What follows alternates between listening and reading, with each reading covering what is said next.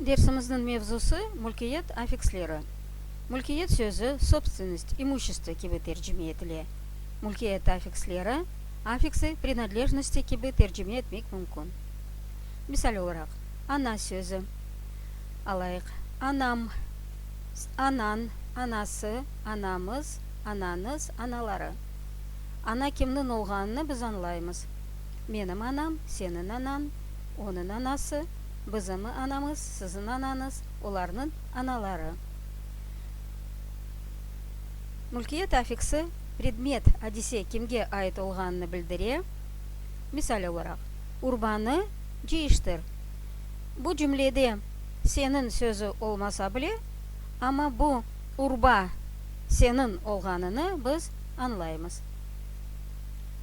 Менің, сенің, оның, бізім, сізін, оларының сөзлері бізге мүлкиет аффикслеріні doğru қоймаға ярдым етейлер. Бұл насыл сөзлер? Бұл мен, сен, о, біз, сіз, олар замирлері сайыплік келішінде. Хатырлатамыз, сайыплік келіші кімнің, ненің суаллеріне жауап бере ве предметнің сайыбыны көстере. Мисал olarak, Алиенің чантасы. Алиенің сөзі сайыплік келішінде тұра. Чантасы сөзінде сы бұл мүлкиет аффиксы. Османның чантасы айны. Ве терекнің япрағы сөзінде ы аффиксы, мүлкиет аффиксы. Мүлкиет аффикслеріні doğru қоймақ үшін біз Крым татар тілінде созық сеслер оксыра ве арцыра олғанны хатырламақ керекміз. Ондан ғайры дудақ іштірагене көре дудақсыз созықлар ве дудақлы созықлар олғанны білмек керекміз. Чүнки бұл сөзінің сонки созығы мүлкиет аффиксіне тесір ете. Сөзінің сонында созық олабілер, яда тұтық олабілер. Бұл созық сез артсыра созығы ола, а, яда оксыра созығы, Тұтықнен сөз бітсе, сонки созығына бақамыз. Бұл созық дудақсыз олса, артсыра созығы, а, яда оксыра созығы, Бір ежалы сөзде созық дудақлы олса, мүлкиет аффиксінде де дудақлы созық олмақ керек. Бұл бір ежалы сөзлерде.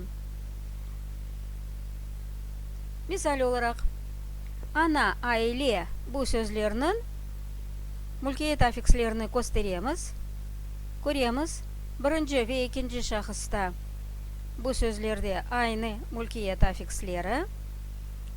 Қалған шақысларда тек бір созықнен олар фарқ етейлер. Арцыра созығын олса мүлкиет аффиксінде де арцыра олса, оксыра олса мүлкиет аффиксінде де оксыра ола. Ама телефуз еткенде бұл сеслер айны айтыла. Анасы, айлесі. Чоқлықта да айны. Баш, эф. Бұл сөзлерінің сонында тұтық сес тұра. Біз бақамыз созық сесіне. Артсыра созығы, оксыра созығы. Ве аффикслерінде де айны. Артсыра созығы, яда оксыра созығы ола. Менің башым, евім, сенің башын, евін, оның башы, еві.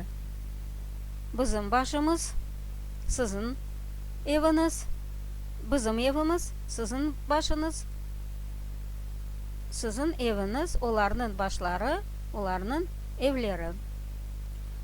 Dost, koy sözlerini alsak. Bu bir ricalı sözler ve onlarda sozuk dudaklı. Koy sözünde ö sesi var, yazıda o harfinin belgilene.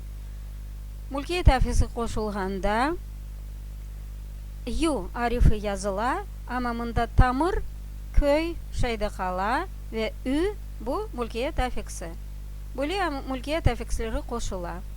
Менің достым қойым, сенің достың қойын, оның досты қойы, bizim dostumuz қойымыз, sizin dostunuz қойыңыз, оларның достлары қойлері.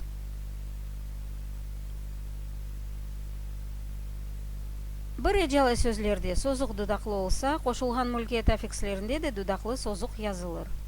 Көз көзім, қой қойым, қол қолым. Сөзде екі яда екіден зияде эжа olsa, мүлкиет аффикслерінде дудақлы созық olmaz. Odun bu sözünde iki эжа, şunun için мүлкиет аффиксінде dudaqlı sozuk yoxdur. Aynı yüzüm sözünde yüzümüz çoxluqda. Eğer sözünün sonunda k, p, k sesleri olsa, мүлкиет аффиксы qoşulğanda bu sesler almaşırlar. K yerine G, P yerine B, K yerine G sesleri aytılır. Misal olarak köpegim, mektebim, ayağım. Bir ecalı sözlerde bu sesler almaşmaz. Misal olarak top topu, ok oku, tük tükü. Mında P, K, K sesleri denişmey, мүлкиет аффикслері qoşulğanda.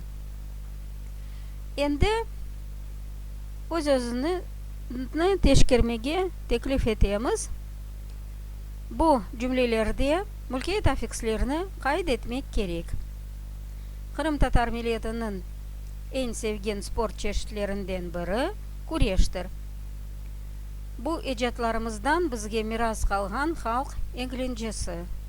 Onun uzak tarihi ve bir sıra anneleri var. Teşkiriniz, mına bu мүлкиет аффикслері mında kırmızı tüsnen belgelengen. Dikkatiniz için sağ olunuz.